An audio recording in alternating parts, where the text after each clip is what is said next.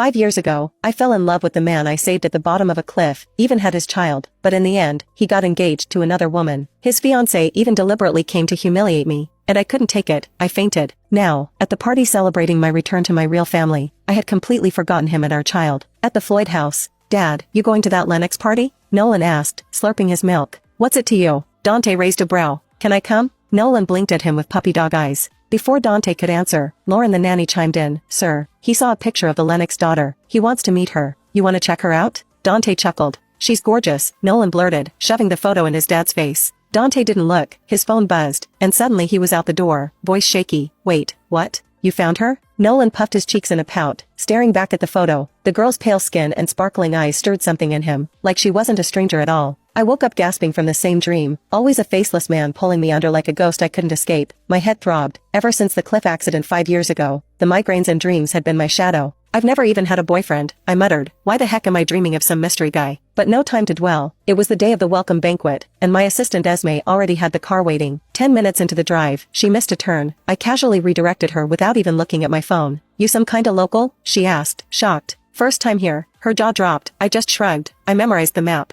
The day blurred past, lunch on the go, endless prep. By evening, we were crawling in traffic when Esme rear-ended a white car. "Miss Lennox, you should take the subway, I'll handle this." I gave her a long look. "Really? One dress, no backup outfit?" I teased. Her guilty face told me enough. I slipped out of the car and made my own way. Meanwhile, Dante, stuck in traffic with Nolan, suddenly spotted me from his window. His chest tightened. "Pull over." He bolted, leaving his driver to bring Nolan to the party. Meanwhile, I had long seen through my foster sister's schemes. When I arrived at the ball that evening, Carlotta, fearing exposure, even feigned illness to snatch my dance partner away. And just then, a small, clear voice cut through the crowd. "We still dancing or what?" Every head turned. A tiny boy in a sharp suit strode up like a mini superstar. His cheeks went pink when our eyes met. He pep-talked himself. "Be brave, Uncle Samson said you gotta shoot your shot with the girl you like." After conditioning his mental hype session, Nolan shuffled right up to me, tilted his head back, and said with all the seriousness a 4-year-old could muster, "Pretty lady, can I have a dance?" The room melted at his cuteness. "What's your name, little man?" I asked, leaning down. "Nolan Floyd. I'm 4.5, my dad's Dante."